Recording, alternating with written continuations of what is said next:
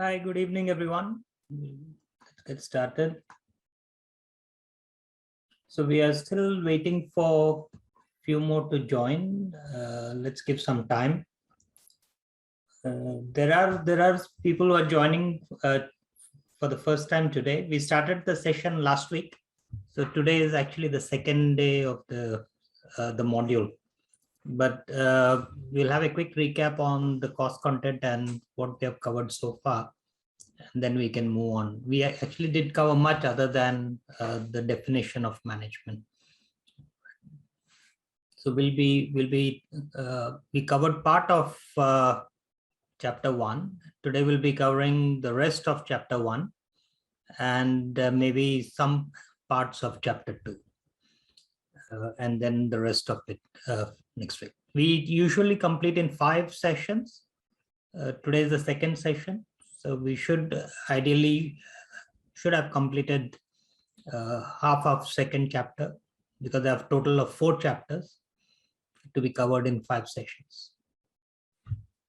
Okay. Gareth had a question about the exams. I'll just share with you the schedule. Let me just share the screen.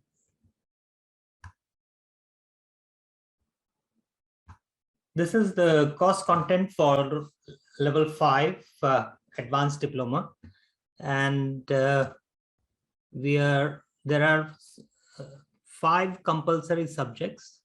This is the one that we have started last week, M1. We will be doing M1 and then M2, M3, followed by M4, and then we will go to the elective module. Right. So Lisa, welcome. Welcome to the program. So let's we'll just get started soon. So welcome to the rest of there's Anika, there is Sakif, and then Garrett and Lawrence. We are expecting one more person, Khadija, who logs in from Mauritius. So hopefully she logs in soon. So we have people logging in from Singapore, Hong Kong, Mauritius, Bangladesh. Right.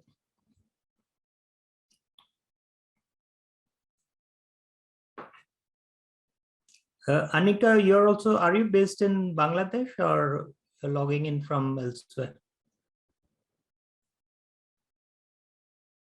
Right. I guess there's some problem over there, but let's, like I was mentioning, we are at level 5 M1, the first module, which is a constructed response format module, which means that the exam will be based upon essay questions or essay format questions, and there'll be 4 questions in the exam. Right. Each one carries 25 marks, so total 100 marks, and your pass mark is 50%. Right.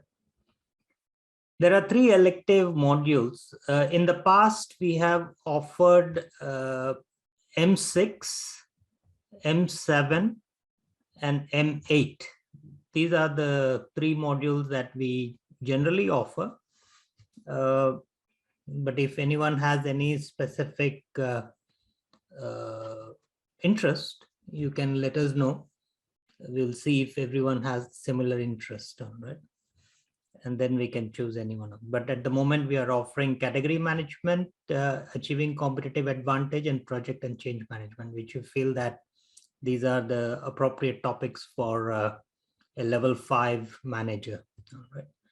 And just a recap, today we work in a very, for example, we operate in a very complex environment, and it is identified by a acronym VUCA, right? The business environment is volatile, right? It is uncertain, right? It is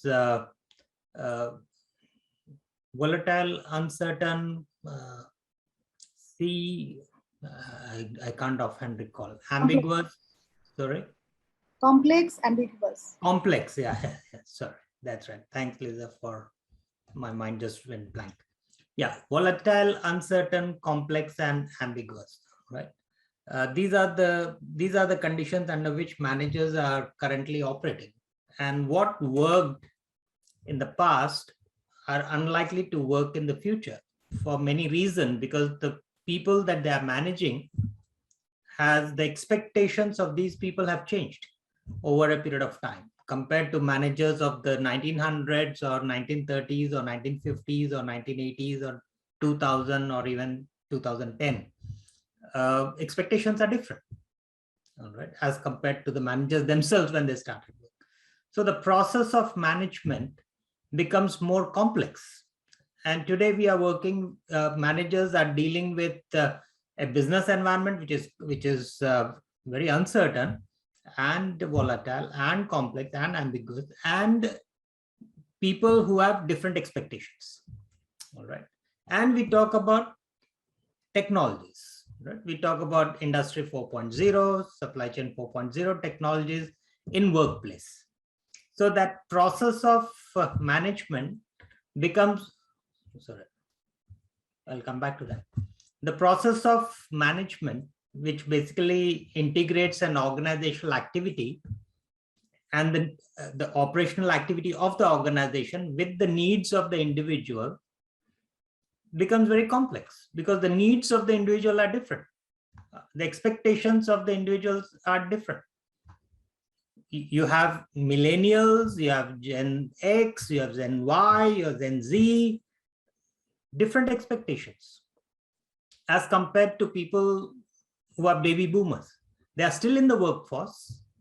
Of course, the numbers getting smaller, but you have a whole bunch of people whose expectations are vastly different from the expectations of the early generations. All right.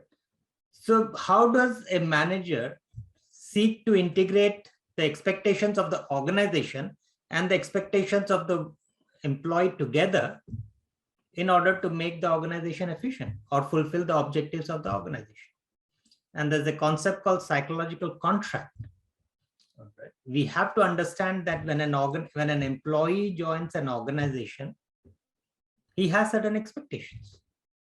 Right. He needs jobs, he needs a continuity of work, job security, he needs challenging work environment, he wants a safe work environment, he wants good wage, he wants learning, he wants career development, he wants upgrading of capabilities, lots of things. Similarly, the organization also expects this person to put the interest of the organization before his individual interests.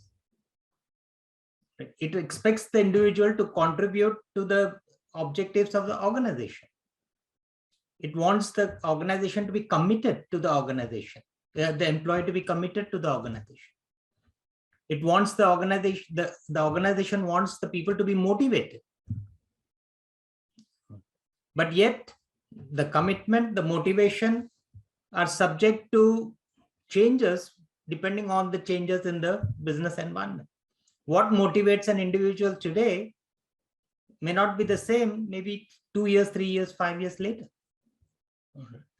So the changes that are happening at such a vast, at such a high speed that managers find it very complex to integrate that. And the traditional way of directive management doesn't really work anymore. Right? People do not like to be directed. For one, people are themselves competent. People have certain motivation.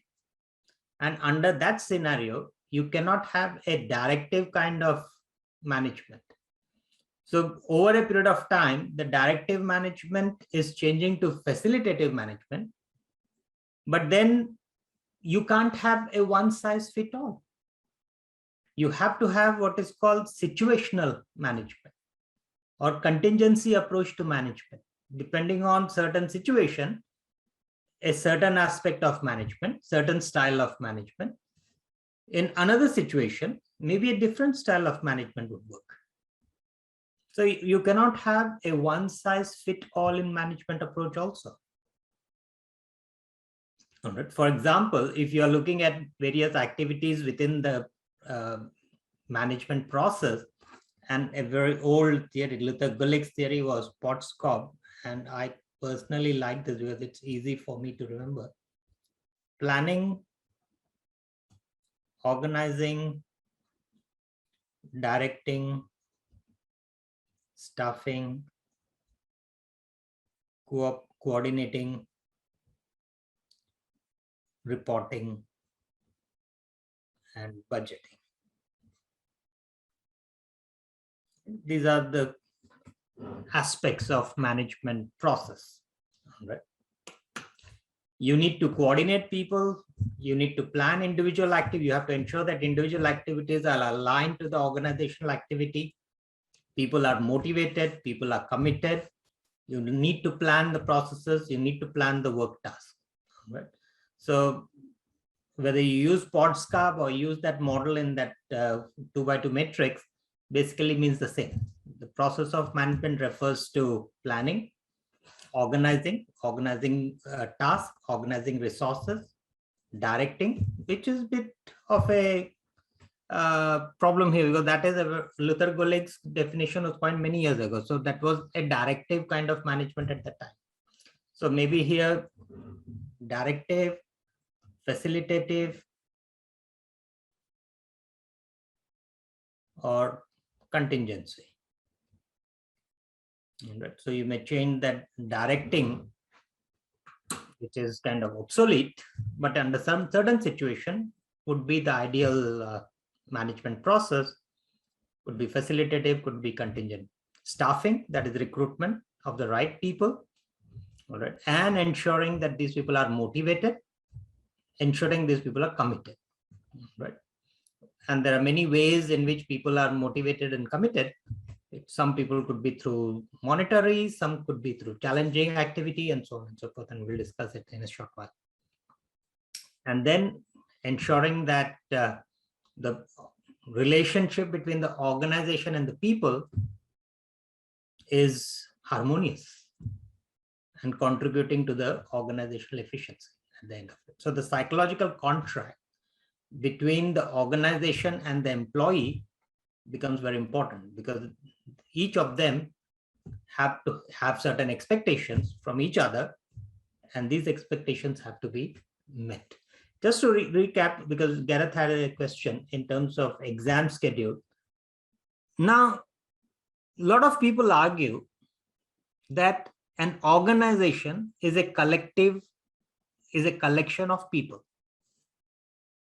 All right. How the organization behaves is how the individuals behave, is dependent largely upon how the individual behaves. But if we take that further and look at expanding that scope, the factors that shape an organization behavior, it not just the people. Of course, people are important. Right? The individuals are people are working in the organization, but people also work in groups. So the team shape the organization behavior. Right? The organization itself, the structure, will shape the behavior of the organization. The societal influence, external environment, political factor, economic factors, social factor, technological factor, the societal influence, which is external influences, also will shape the behavior of the organization. And then cultural environment, which is also an external part, that will also shape the behavior of the organization. So if you want to look at the organizational behavior, what are the influences that shape organization behavior? There are 5 influences: individual, group, the organizational context, the societal influences, and the cultural influences. And from an exam perspective, very, very important. Individuals, for example, motivation of individual, how motivated the individuals are within the organization. Remember, when we talk about organizational behavior, we could also look at achievement of an organizational objective.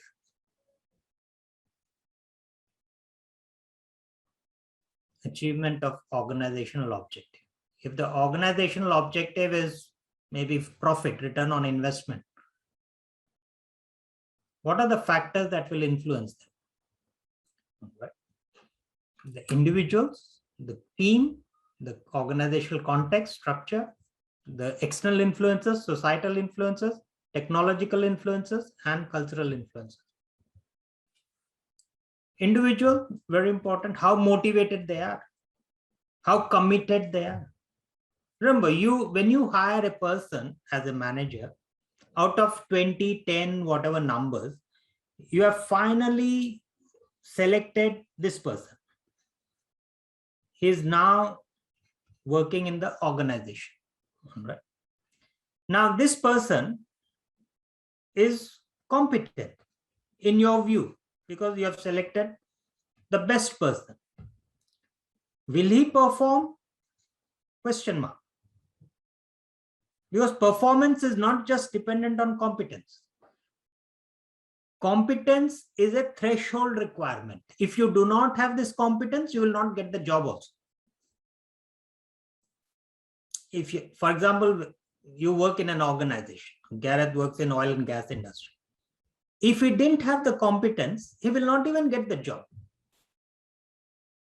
So competency is a threshold requirement. Without this, you won't get the job. But will you perform? No, not related to competence. It is related to commitment and motivation. How committed and how motivated you are. So competence and commitment will lead to performance. Lack of competence will not even get you into the job. Lack of competence will not get you into the job. Right? So once this person is in the organization's behavior is impacted by the behavior of that person, or rather the motivation of that person. He can become dissatisfied because the working condition is not good. He can become dissatisfied because there's no recognition. He can get dismotivated or demotivated because he has not been given any challenging work or whatever. And once he is motivated, dismotivated or not motivated, dissatisfied, he will quit the company. Then groups. Individuals work in group. It doesn't mean that if you have an individual who is competent and committed, when he becomes part of the group, will the group be as committed as the individual is? So there is a concept of group performance. How harmonious they are in their working. They are individually all brilliant. Individually, they are brilliant, but they still cannot achieve the objective because as a group, they are not harmonious. And the performance gets affected. So as a manager, I would have to look at the individuals. I have to look at when they come to form a group, are they the right people in the group? What kind of people I am putting in the group? Because if I put people who don't fit the group, then I have a problem because the group will not be harmonious in their working. They may have influences, but they will influence negatively. All right. So group members' behavior when they work in a group is different than individual members' behavior. Individually, they behave differently, but in a group, they behave differently. There's a group mentality, which can be positive, which can be negative. And as a result, the person may be motivated, perform, or may not perform. And groups are not necessarily formal, because formal groups are groups identified by the organization. Organization has given a task. The task has to be performed by a team. the team has people. That's the orientation. So for a given task, you form a team, the team has individuals. So your task is to win gold, maybe team event, let's say volleyball, whatever, Olympic gold, that's your task. For that, you need to build a team. The team will have individuals. Individuals, brilliant, that's why they've joined the organization. And then they are put in a team. Doesn't mean that they will win the gold. It will depend upon how the group works together or how the manager gets the group to work together. So what kind of people are put in the group? What kind of roles and responsibilities are they given within the group? How motivated they are as a group will lead to whether the group's objective is fulfilled. Now, group can also be informal, right? Not necessary that all groups are formal. Sometimes group may be informal, like, oh, I'm part of a trekking team, trekking group, or I'm part of a wine club, or I'm part of a coffee club, or I'm part of a book reading club.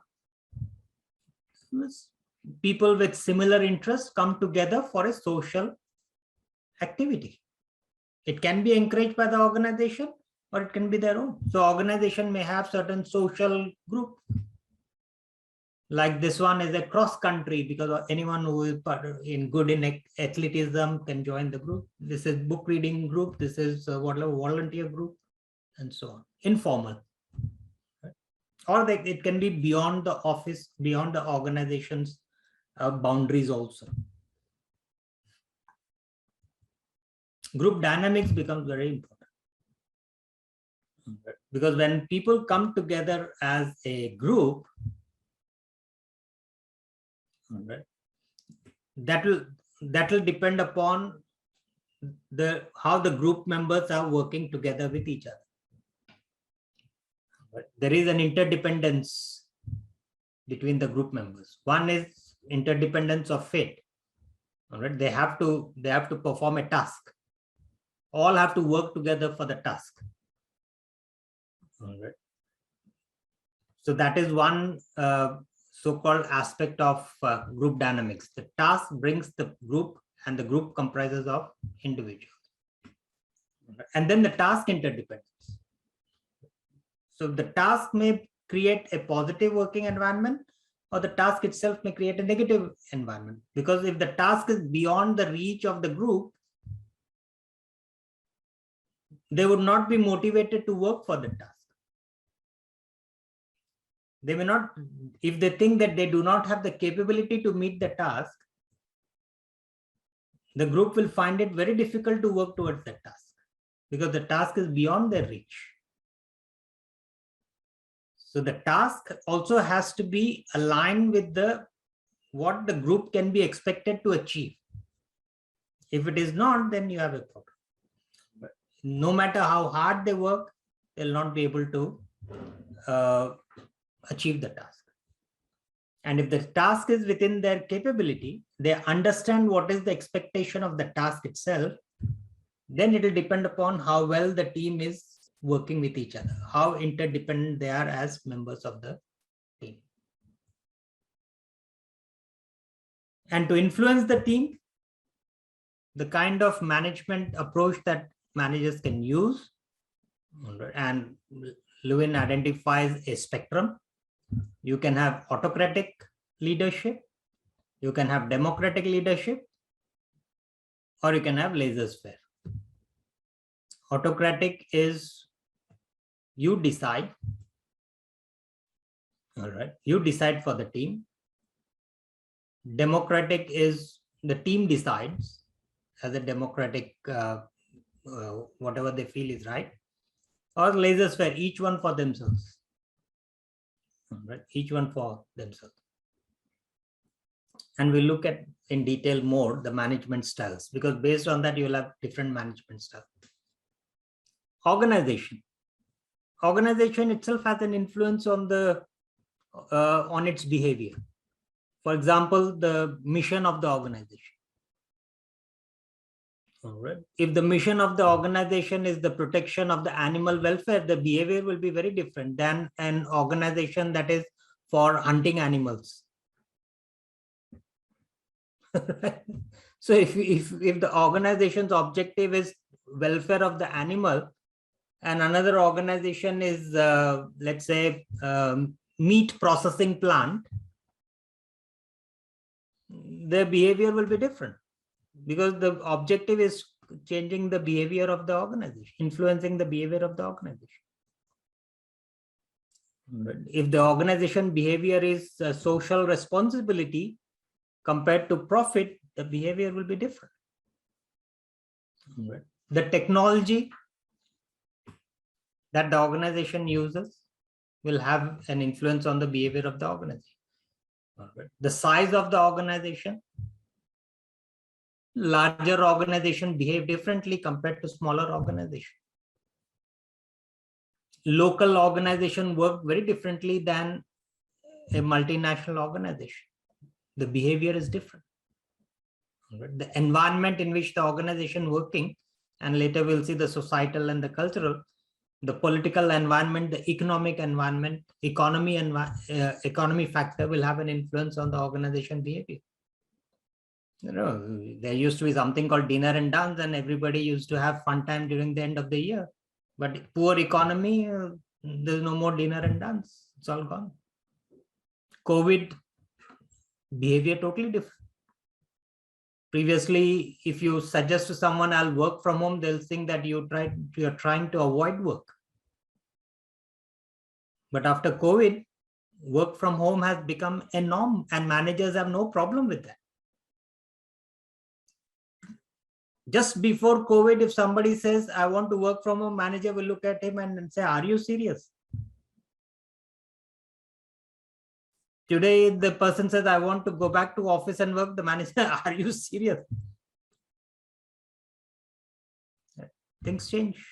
External environment has an influence on organization behavior. Culture, organizations can be progressive, organization can be bureaucratic, organization can be aggressive, different paternalistic organization. That will have an impact. Culture also has an influence on the organization behavior. Right? Societal influence. Right? No, today society is a different society. Demographics have changed. People have become by and large more prosperous, so their requirements are different. The lifestyle is different. People don't look at work as the only means. They also want to travel. So society has changed a lot. Over time, people are more educated. That brings challenges for the manager. It also brings opportunity, but it also brings challenges to the managers and for the organization itself. So how do I form an organization? What kind of organization process I should be having? What kind of organization structure I should be using? Systems and technologies in place has to be reacting to the societal influence. For example, banks. Previously, people would visit the bank and fill in the withdrawal slip and pass it to the person at the counter to withdraw money. Today, who goes to the bank and fills in the withdrawal slip? People go to the ATM, or now not even ATM. People go to their phone and pay or receive money or transfer money using phone. Maybe in future, people use digital money. No, the whole world will have only one money, Bitcoin. Who knows? All right. So there's no US dollar, there's no Singapore dollar, there's no Hong Kong dollar, there's no Taka, there's nothing. There's only one Bitcoin, digital coin. Right. So organization need to change depending upon the societal influences. The behavior of the organization will change.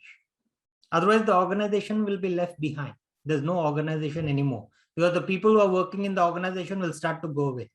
As a result, there's no organization left. And then culture. Right? Culture is how things are done within an organization. And you walk into an organization, you see, yeah, this organization looks so bright, first of all, looks so informal. People seem to be walking around, chit-chatting, noisy. You go to another organization, people at the desk, head bent down, not looking anywhere. Maybe brown, everything brown, gray. People minding their own business. Behavior will be different. The organization behavior is also different. When you, as a third person, walk into the organization, you see the difference. You'll see the difference very immediately. So culture also has an influence on organization behavior. And there are different cultural dimensions. For example, Hofstede's cultural influences talks about 5 different culture that you can see in an organization. One is power distance. Power distance basically says acceptance of a hierarchical structure. Acceptance of the fact that there is a boss who will control you. In some organization, you'll say, no, there's nothing like power. Everybody is equal. So power distance is one dimension of culture in any organization. Some organization recognize it. Other organization don't recognize it. It's fine. Uncertainty avoidance. Some organization like to take risk. Some organization avoid taking risk. Right? You see, walk into an organization, follow the norm. Stability important. Instability dangerous. Silicon Valley, it likes uncertainty. Washington does not like uncertainty. It likes stability. So different culture. Silicon Valley, all want to disrupt. Everything disrupt. Because they like uncertainty. In Washington, they'll say, no, don't disturb. Group, let it continue. Individualism versus collectivism. All right. Certain organization prefer team working, team decisions in a team. Whereas in other organization, individuals can equally take decisions. In certain organization, it moves towards team, everything as a team. The attending meeting also in team. Going to meet a customer also as a team. Going to meet a supplier also as a team. Whereas in other organization, the processes are built around individual egos. The individual can go and take decision with the customer. He can go and take decision with the supplier. He is empowered. He or she. Masculinity versus femininity. Certain organization, there is a gender stereotyping. The receptionist has to be female. Whatever reason. Others may say, why should it be female? Forklift driver must be male. You can see advertisements actually. Forklift driver, male. If female applies, sorry, no. But I have the forklift license. Oh, no. Male. Others, no problem. You can be anybody. Right. So gender stereotyping in certain organization. It can also be cultural based on society also, by the way. Like Japanese society would be certain orientation.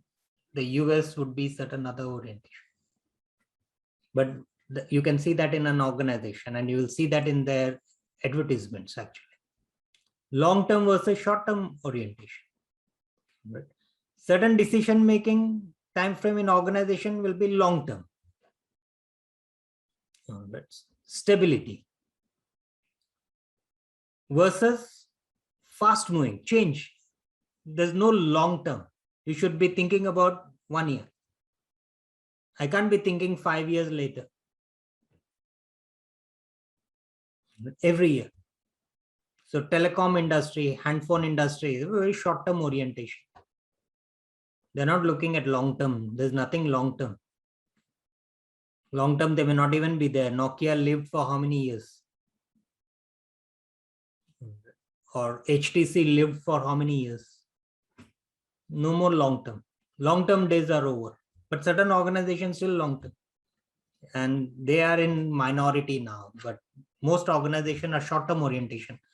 Fast-paced. So these are cultural dimensions, and you walk into an organization and you can see that. And that has an influence on the behavior. You know that this organization will behave like this. You know that Tesla will behave like this. You know that Apple will behave like this. You know Microsoft will behave like that.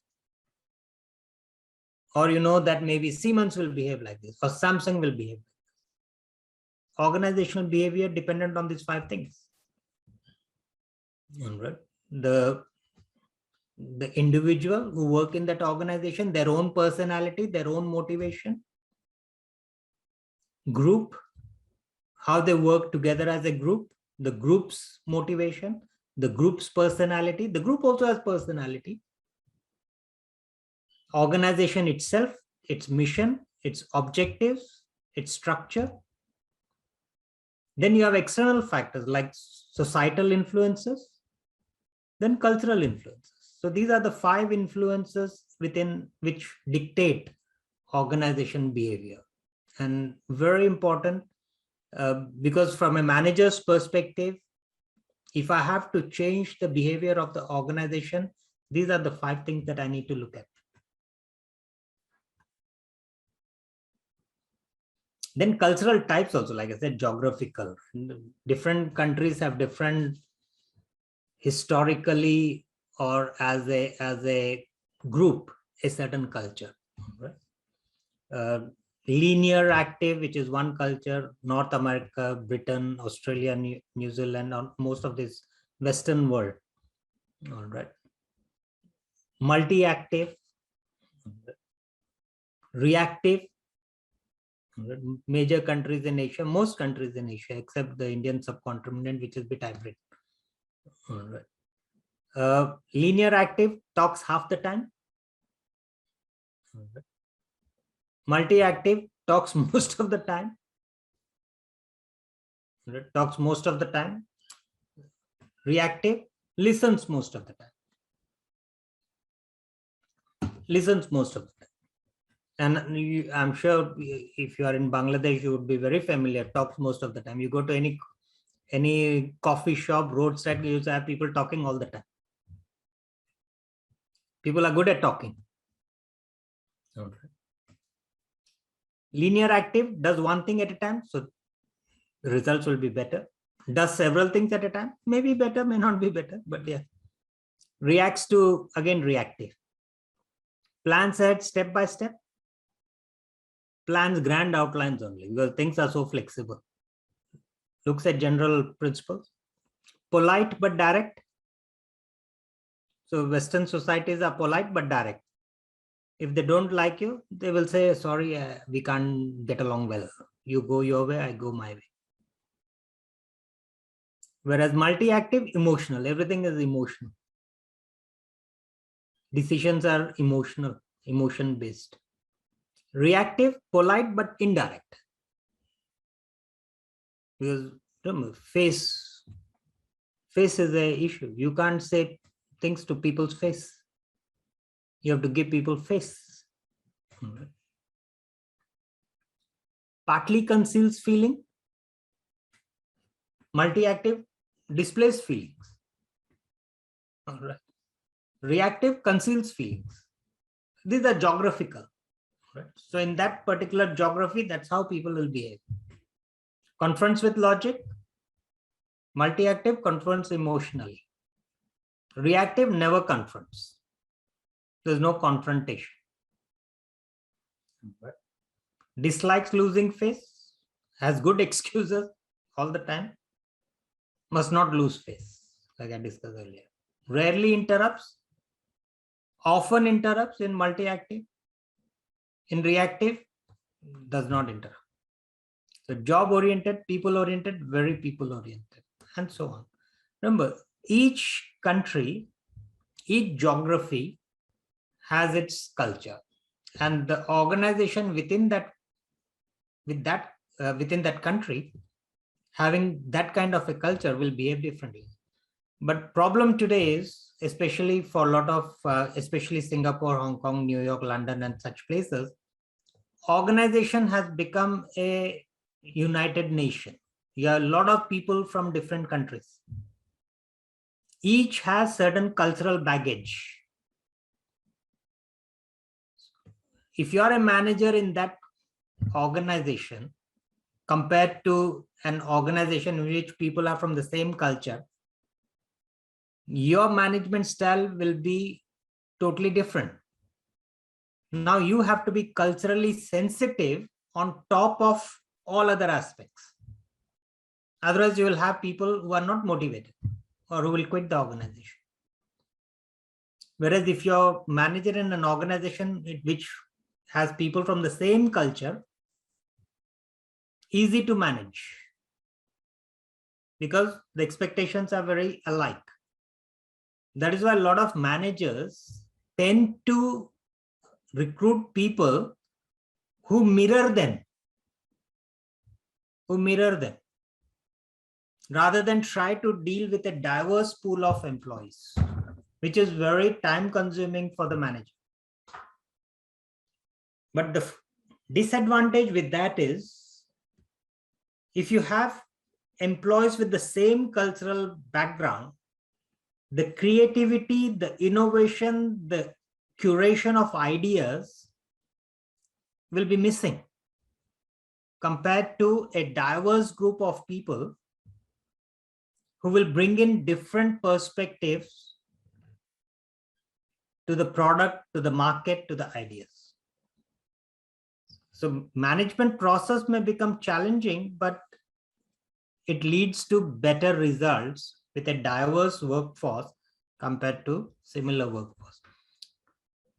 And as a manager, I need to understand, if I have someone who is from maybe China or someone from Japan or someone from Brazil, someone from Middle East or someone from India or someone from Vietnam, I cannot assume that they will behave the way that I behave. I'll end up making people dissatisfied